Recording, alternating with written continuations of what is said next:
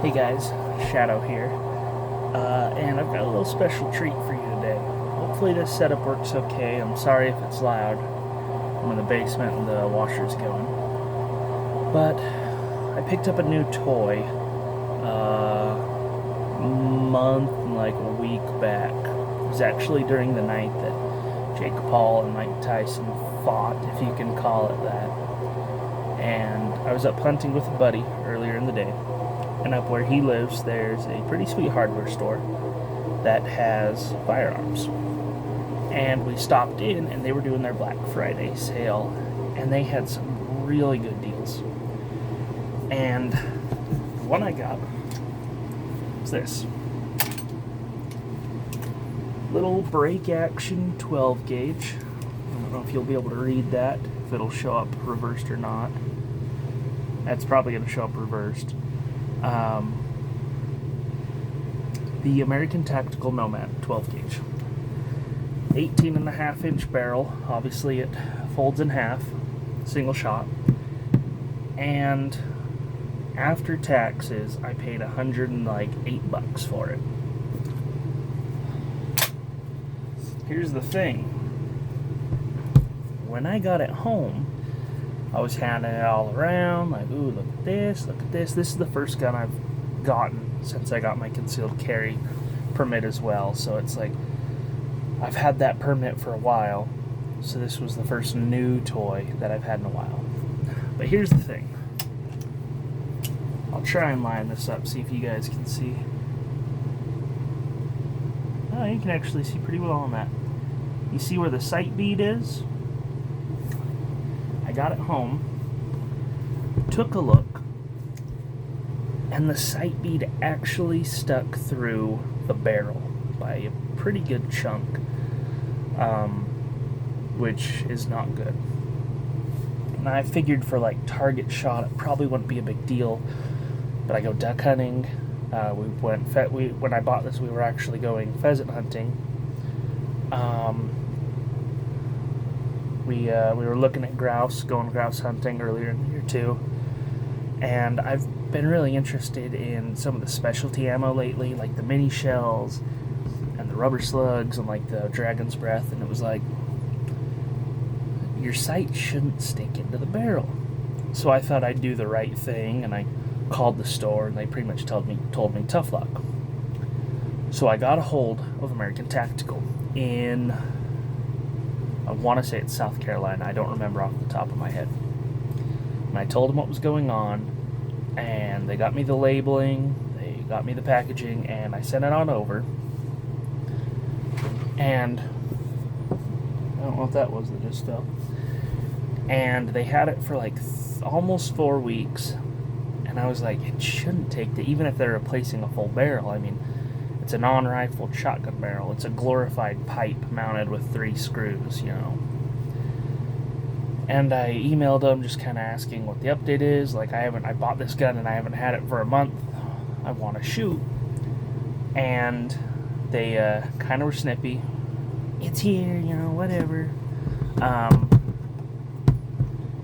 Okay, whatever. That's fine. Well, it was December 26th, I got an email from them saying that it was on its way. Sweet. I'm excited. It'll be fun. I can't wait to go and pop some rounds off. December 30th, I got an email saying that it was delivered and signed for by someone in Alabama. And when I tried to look up what was going on, it was a non-existent company that had signed for it. So, I'm calling American Tactical, I'm emailing them, I'm trying to get a hold of FedEx, like, you guys put this to the wrong place with the wrong address, and the person that signed for it is not one of the people that should have been able to sign for it. Finally, they get it figured out. They say it's going to be like another 2 days before it shows up. The entire time it says it was delivered to Alabama, so I was shitting bricks. But it gets here Tuesday, New Year's Eve, right? And I'm so excited, and I get a paper, and I'll have to try and find it. I know I kept it just to keep it. and it says they replaced the front sight, shot 10 rounds or 12 rounds of trap shot through it. No issues, no malfunctions, gun's good to go. Sweet! I grab it, it's folded just like this in the box, and I pull it out, take a look. The sight is still in the barrel. It doesn't look as bad, it does look a lot smaller, but the sight is still in the barrel. Now I'm pissed. I've gave them the gun for a month, you know. I could have taken the sight out, but I wanted to do the right thing and go to them. I mean, shotguns, they're designed so you can take the sight out for the most part. But I'm pissed. I don't even bother, like, I'm not going to send this back again. So I go to the hardware store, buy a file for $8, just grab a pair of pliers, pull the sight out, file it down in less than 10 minutes, put it back in, really crimp it on there, and I went and shot some trap shot through it just to kind of knock down if there was any edge left. And now it is smooth as a baby's bottom in there. Which, don't do this, guys, unless, like, this is a whole different type of shotgun for me to be doing this. So, not really impressed with American Tactical. That I like that the gun was $100. For $100, it seems to be okay quality. The fact that I even got a gun in the first place, and I actually went back to that Ace and looked, all of their 20 gauges and 12 gauges had the same issue. So I let American Tactical know, and they haven't recalled them or nothing. You can still go buy one right now, this exact gun with that sight in there. And so it's not good. Now with trap shot or bird shot, maybe it won't do anything. It's a lot of small BBs. Buckshot, really heavy BBs, or slugs, they could really get caught in the end. I don't know if it would blow up the barrel. I really don't. But it could happen, which, I don't know. I know if I sold guns, I wouldn't be comfortable doing this. But let me tell you more about the gun itself. I saw this. I didn't actually know it folded in half. I saw this for $100. I've kind of had my eye on 12 gauges for a while. I've only got 20 gauges. And I figured something that's a little out of frame here. This size would be a perfect truck gun. I'm a big survival guy. You guys watch the channel. You know I like the outdoors. But when I found it folded, it was like, this is it. I can throw this under the seat of my truck and never give a damn. $100 gun. I don't care if it gets dinged on the barrel. I don't care if I get scratches or pits in the polymer piece here. I don't care if my hammer starts to wear funny because it rubs on the cart, you know. This gun had one purpose to me. And that was a cheap gun that I did not care about. I have a habit, I name all my guns. This one, if it has a name, it will not be a nice name. But I was going to do some things to it. Some people online, there's a few YouTube videos where people will take these cheap break actions, 20 gauge or 12, and they'll modify them. You know, they'll fill the stock, and the stock is hollow. They'll mount different sights to them. One guy, it was, I tried to find the video, and I know I've got it saved somewhere, but he just used electrical tape and was just slathering this thing in electrical tape for texture. That was the only reason, and it was like, dude, I don't know. But I figured this would be a great little survival shotgun. I already got the Cricket, which I'll actually be right back. Right back, guys.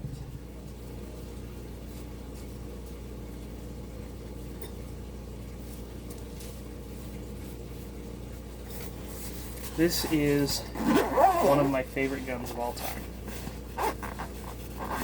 It's so tiny. Up until this shotgun, it was by far the cheapest gun I thought I'd ever own.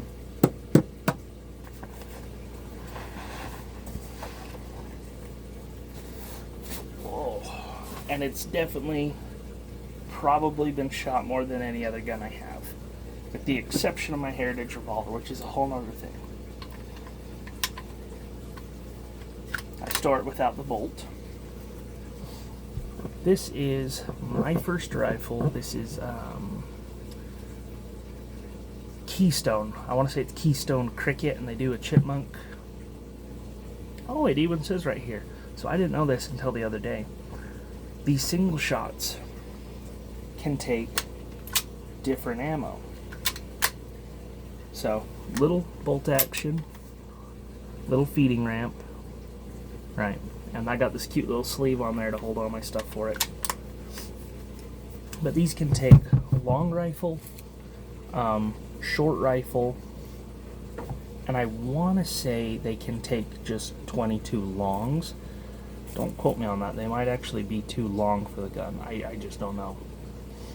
But this, 140 bucks. I got this just as a toy. I mean, this thing is tiny, guys.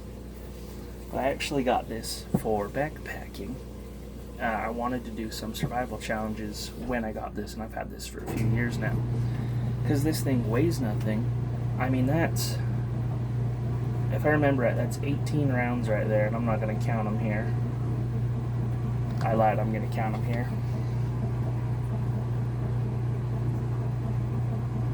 14 rounds. And a brick of 22. I mean, even a box of loose 50 is $5 and weighs nothing. Stick it in a pocket and forget about it. This gun could murder a ton of poor little squirrels. And just while I'm on the topic,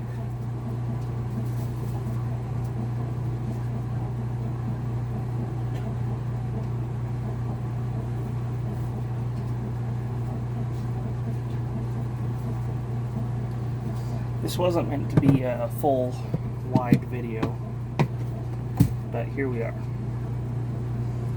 This is absolutely one of my favorite guns, and it has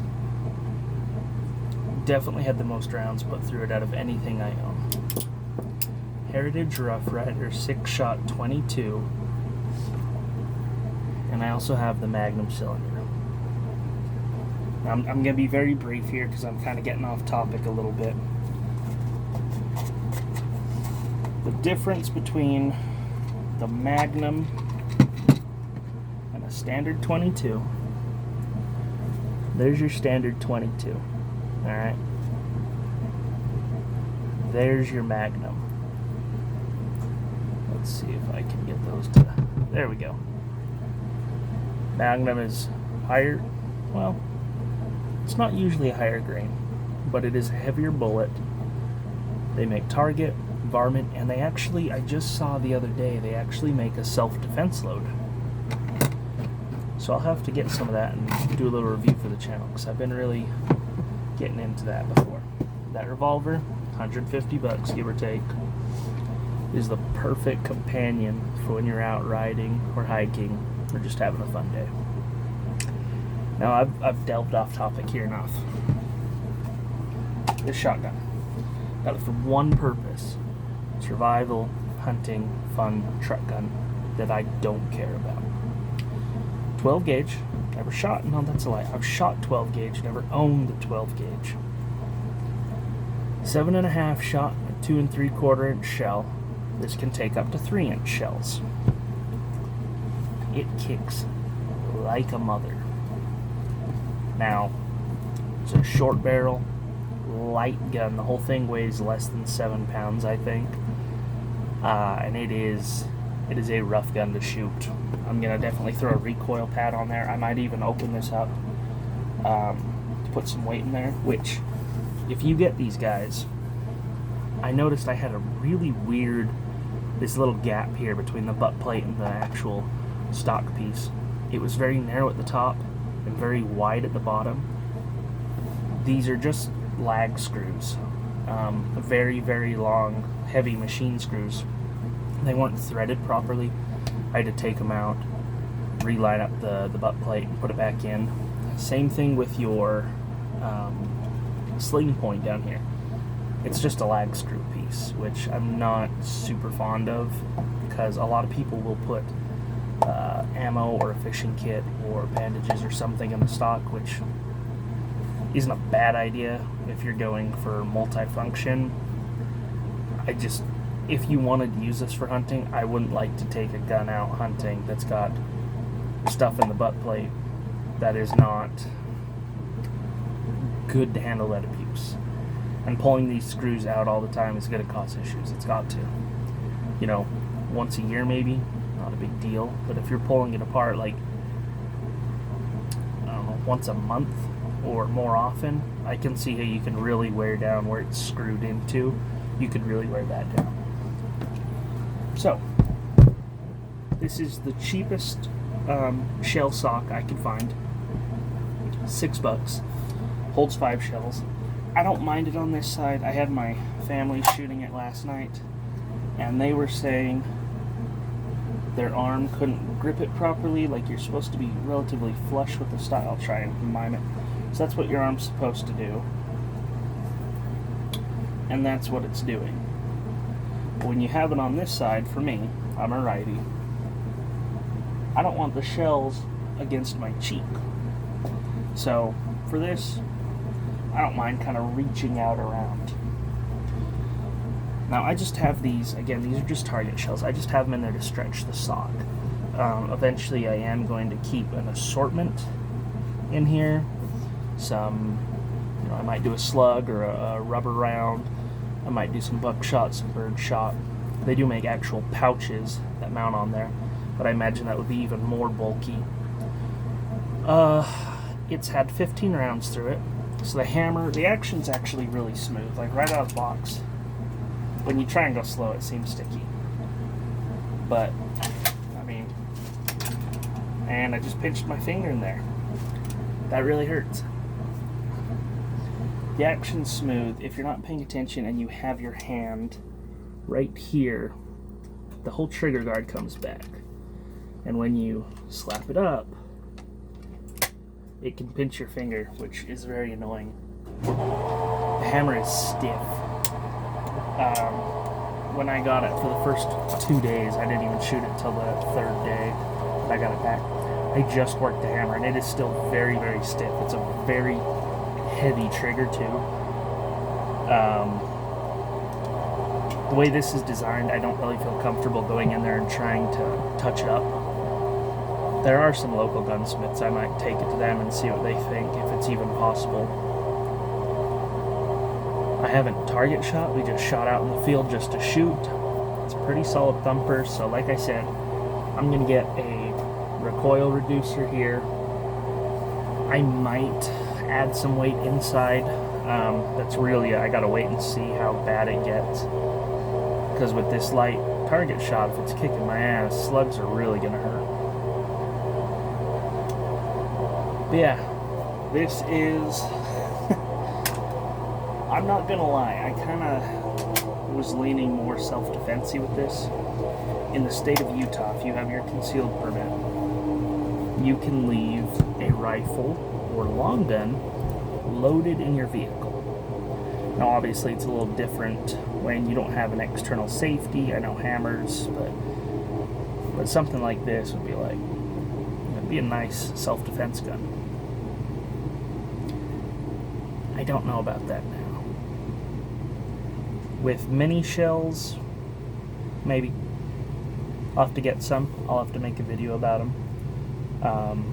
I gotta do a whole video about self-defense soon. Things have been popping off all around the world. I'm sure you guys have seen. It has gotten absolutely crazy. Worth the buy? I think so.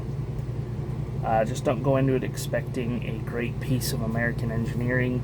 It's a $110 shotgun, guys.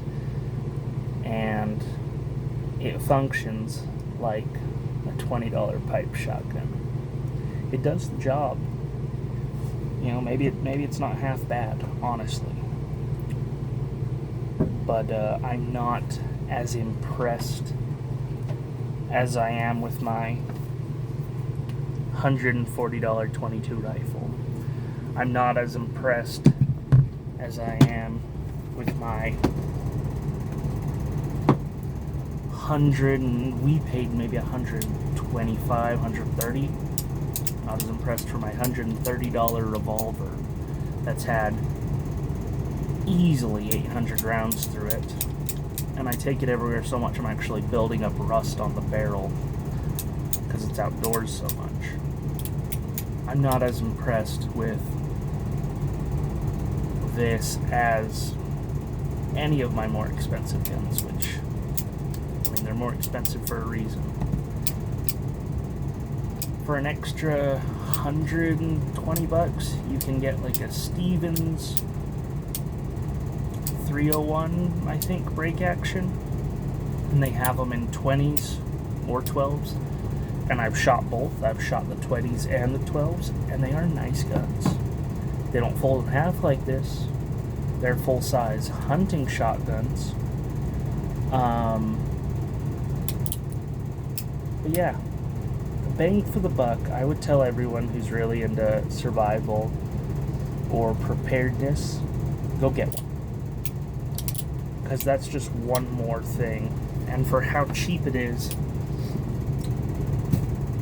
guns are tools. They're meant to be used.